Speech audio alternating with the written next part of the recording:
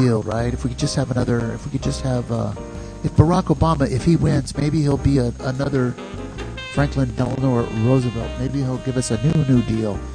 There were these hopes, right? Anyway, came across this shortly after Obama was elected, just as I started to do my original Pinko the Bear show on Blog Talk Radio. A couple thousand hours of that is still probably online, though nobody really needs to hear that. Though there was some magic there. Anyway, I want to check this out. Nice. I don't want to hear a commercial.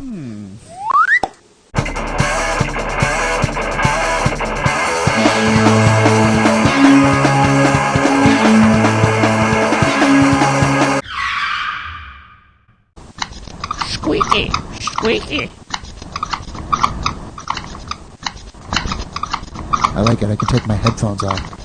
Okay, so we've been through this crisis, and there are all sorts of explanatory formats out there, and it's interesting to look at the different genres. One genre is that it's all about human frailty. I mean, Alan Greenspan took refuge in the fact it's human nature, he said, you can't do anything about that.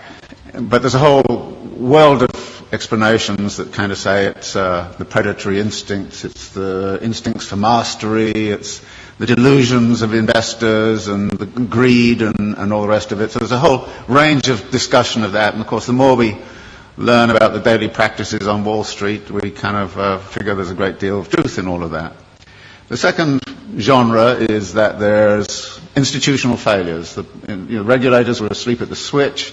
The shadow banking system innovated outside of their purview, etc., etc., etc., and therefore institutions have to be reconfigured, and it has to be a global effort by the G20, something of that kind. So we look at the institutional level and say that has failed and that has to be reconfigured. The third genre is to say everybody was obsessed with a false theory. They read too much Hayek and believed in the efficiency of markets, and it's time we actually got back to something like Keynes, or we took seriously Hyman Minsky's theory about the inherent instability of financial activities. The next genre is that it has cultural origins. Now, we don't hear that much in the United States, but if you were in Germany and France, many people there would kind of say this is an Anglo-Saxon disease. And it's nothing to do with us. I happened to be in Brazil when it was going on, and Lula was kind of saying, well, first off he was saying, oh, thank God the United States is being disciplined by the equivalent of the IMF. We've been through it 8 times in the last 25 years, and now it's their turn. Fantastic, said Lula, and all the Latin Americans I knew, until it hit them, which it does. And then they kind of changed their tune a little bit. So there's a kind of a way in which it became cultural. And you can see that by the way in which this whole Greek thing's being handled. The way the German press is saying, well, it's the Greek character, it's defects in the Greek character. And there's a lot of rather nasty stuff going on around that. But actually there are some cultural features which have led into it. For instance, the US fascination with home ownership, which is supposedly a deep cultural value. So 68% of US households are homeowners. It's only 22% in Switzerland. Of course, it's a cultural value in the United States. It's been supported by the mortgage interest tax deduction, which is a huge subsidy. It's been promoted since the 1930s. Very explicitly in the 1930s, it was built up because the theory was that debt-encumbered homeowners don't go on strike. And then there's a kind of notion that there's a failure of policy, and that policy has actually intervened. And there's a funny kind of alliance emerging between the Glenn Beck wing of Fox News and the World Bank, both of whom say the problem is too much regulation of the wrong sort. So there are all of these ways, and all of them have a certain truth. And skilled writers will take one or other of those perspectives and build a story and actually write a very plausible kind of story about this. And I thought to myself, well, what kind of plausible story can I write which is none of the above?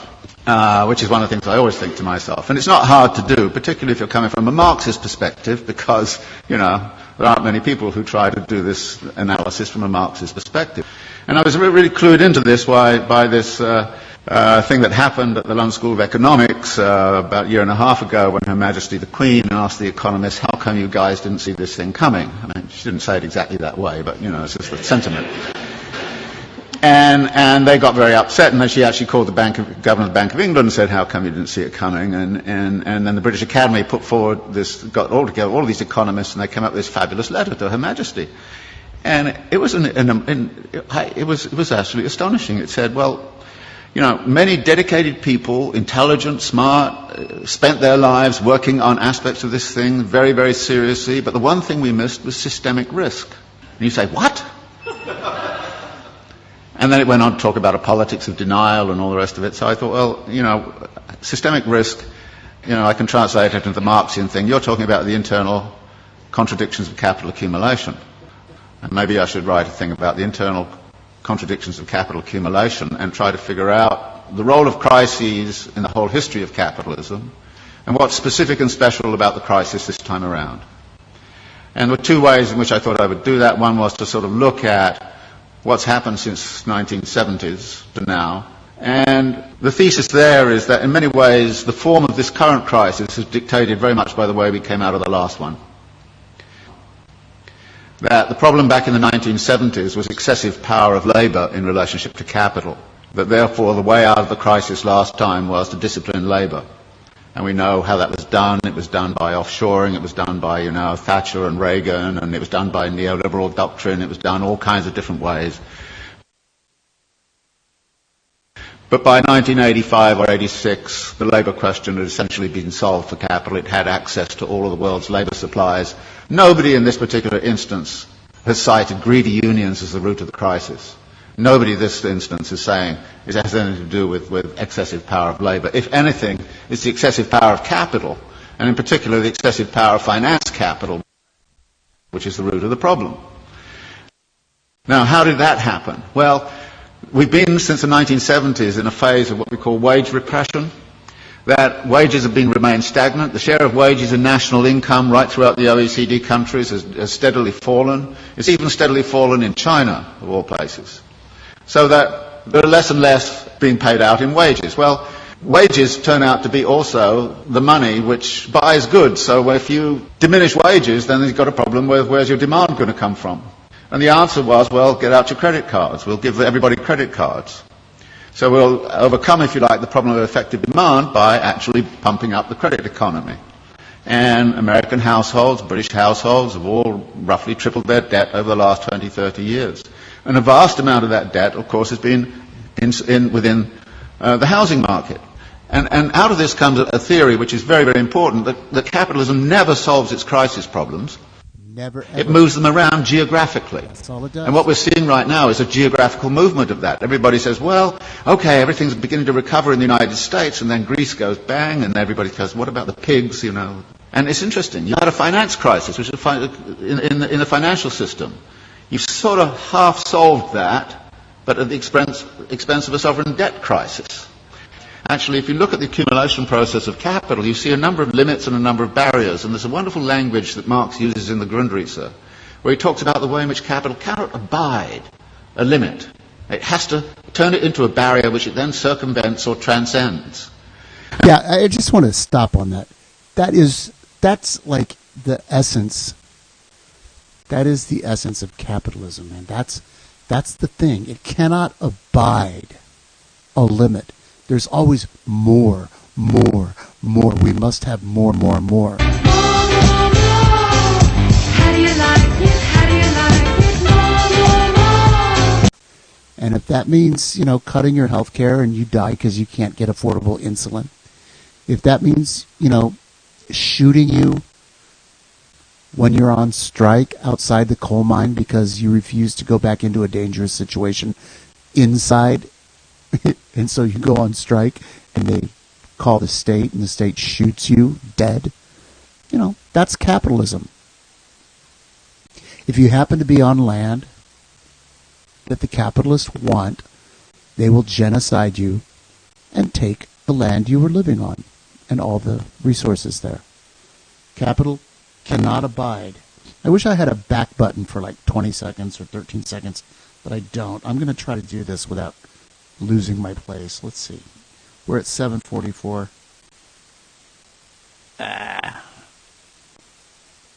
It's hard to do. Here we go. Of capital, you see a number of limits and a number of barriers, and there's a wonderful language that Marx uses in the Grundrisse, where he talks about the way in which capital cannot abide a limit.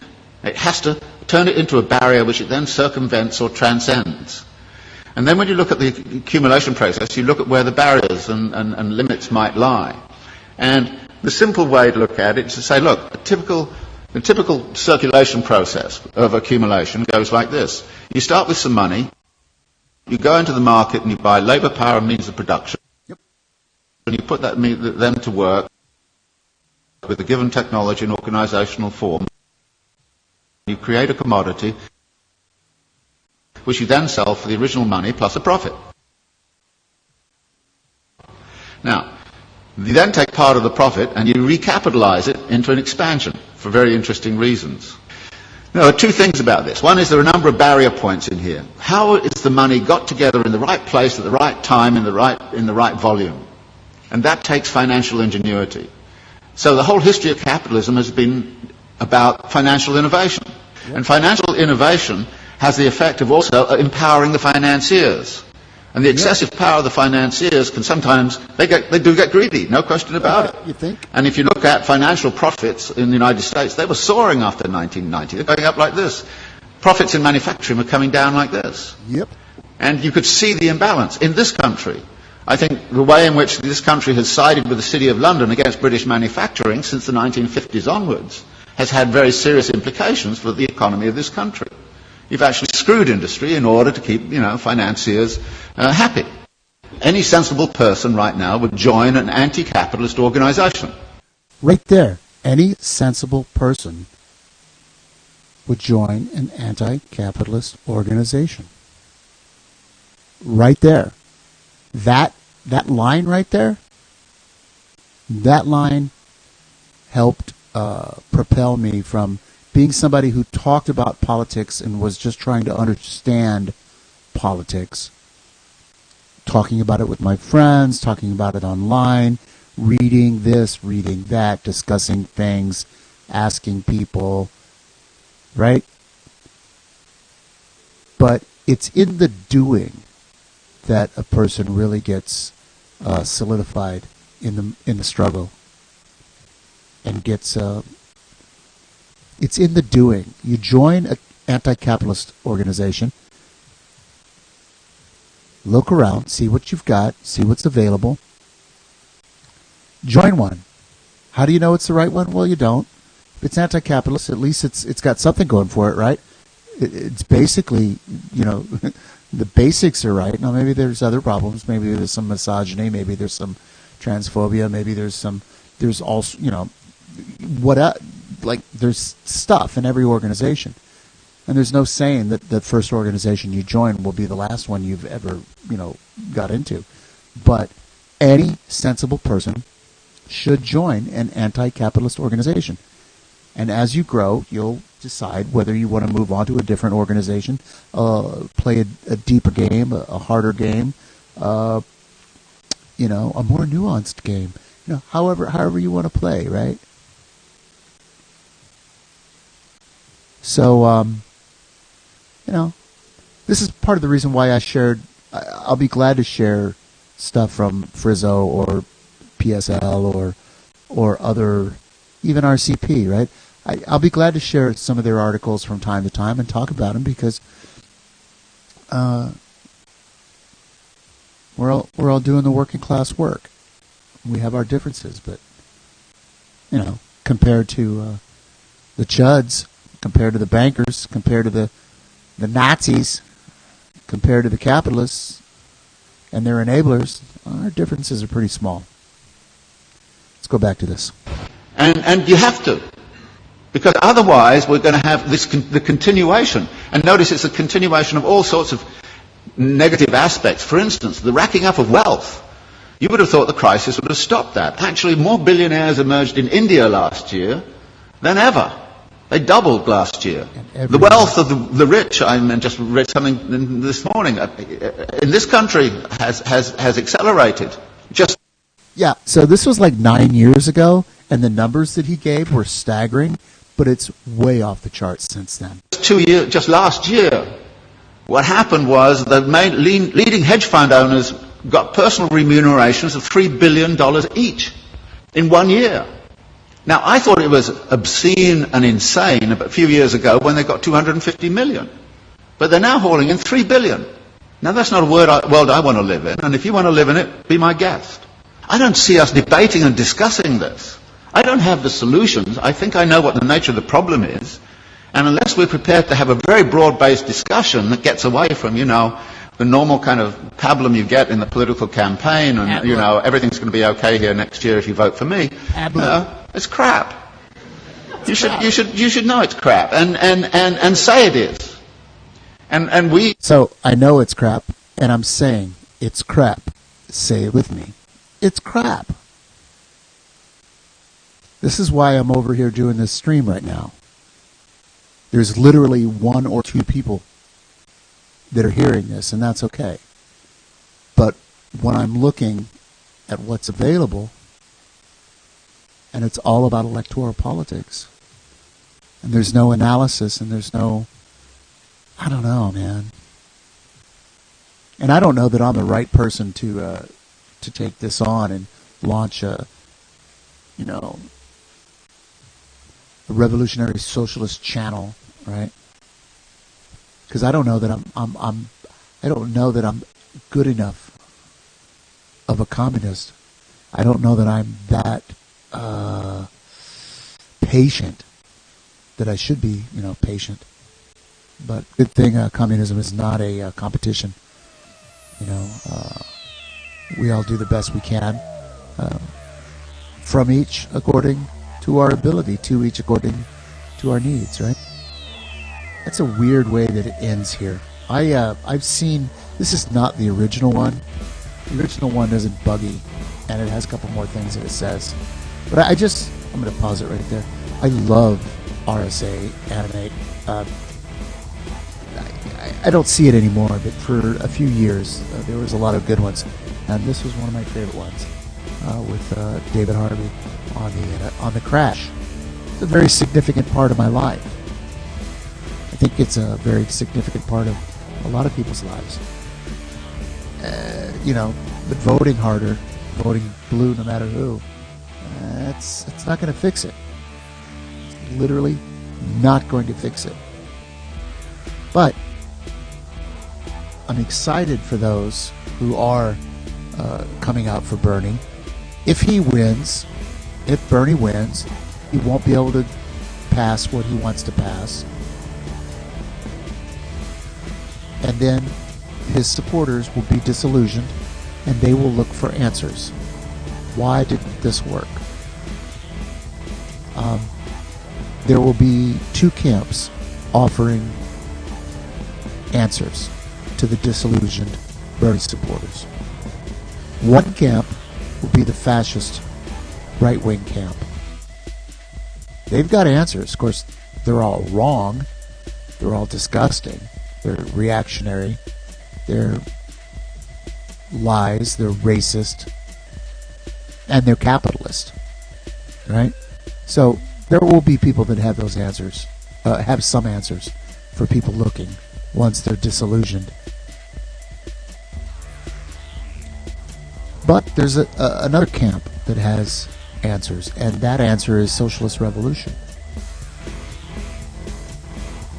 That answer is raising class consciousness to a point where it would be unthinkable to allow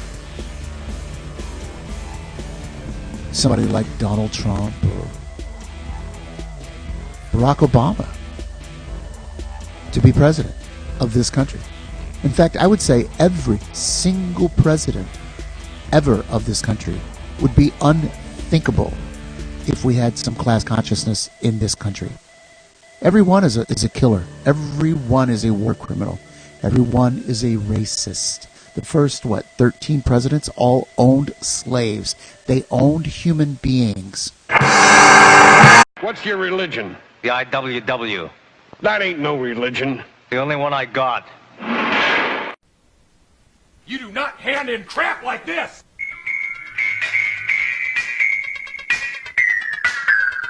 This looks like you took a crap or a dump in the printer.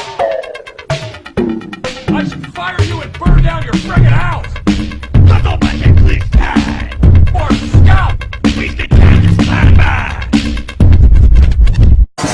I was doing the job when he was just dreaming of it.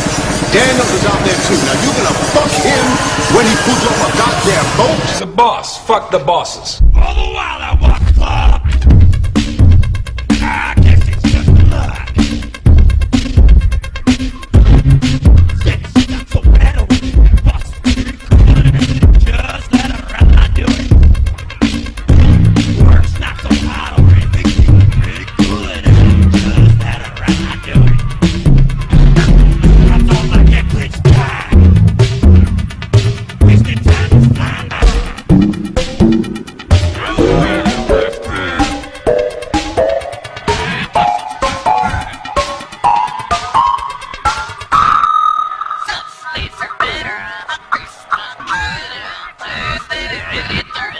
Fuck the bosses. What's your nationality? None. Well, what country are you a citizen of? I am a citizen of industry.